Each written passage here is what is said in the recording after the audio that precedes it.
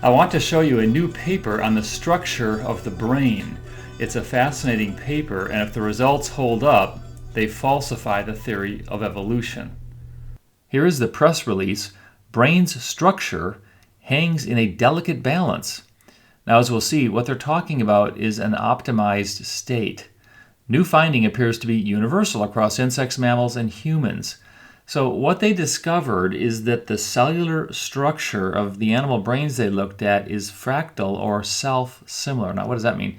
Let me show you an example. If you look at where that arrow is pointing at that little dot, if you were to zoom in on it, it would look like that little triangle. If you were to zoom in on that, it would look like that. If you were to zoom in on that, it would look like that. If you were to zoom in on that, it would look like that. If you were to zoom in on that, it would look like that. If you were to zoom in on that, it would look like that. So the point is, they're all the same, no matter what your zoom level. They're all the same. That's self-similarity. Here are some related terms if you want to look further into this. Brain cells are arranged in a fractal-like statistical pattern at different scales. When zoomed in, the fractal shapes are self-similar, meaning that smaller parts of the sample resemble the whole sample. Self-similarity, long-range correlations, and broad-size distributions are all signatures of a critical state where features are neither too organized nor too random. So that's this optimized state I was referring to. These are things we see in all critical systems in physics. Okay, so this is the journal paper. This is a peer-reviewed top journal that this work was published in.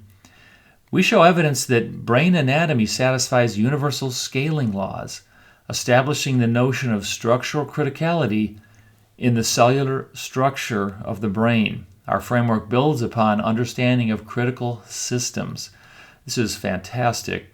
Now, back to our illustration of self-similarity, you may have been wondering, how could that evolve? Well, to be frank, it wouldn't. If you wanted to think up evidence falsifying evolution, this would be one. The cellular structure of animal brains is fractal. A mutation doesn't make that. A mutation doesn't make part of that. It would require a long sequence, and I mean a long sequence, thousands and thousands of mutations with no obvious benefit. These would be just so mutations with no obvious benefit in order to create this sort of self-similarity property. It just doesn't make sense on evolution. What do they say? Let's skip down. The observation that scaling relations hold between independently measured critical exponents is what? Strong evidence that the cellular structure of the brain has evolved to be at, or at least close to, a state of criticality as understood in physical systems. Well, you probably saw the teleology in that passage, but it's also just simply a tautology.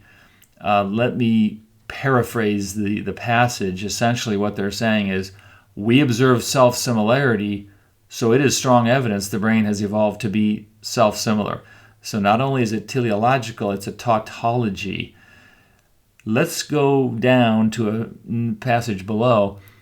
It is intriguing to consider that the brain may have evolved a cellular structure close to criticality in order to aid formation of near-optimal network properties.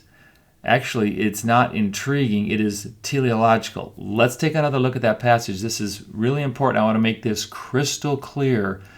The brain may have evolved a cellular structure close to criticality in order to aid formation of near-optimal network properties. That is teleological. That is a final cause. They are identifying a final cause of evolution that is strictly disallowed in evolutionary theory.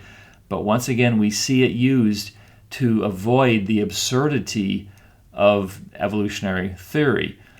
When they say in order to aid, they are identifying the objective, the goal of evolution. Evolution has a goal, an objective, according to this paper.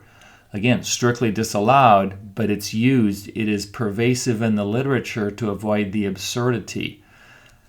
Once again, a failure of evolution is masked with teleology. This is teleology. Religion drives science, and it matters.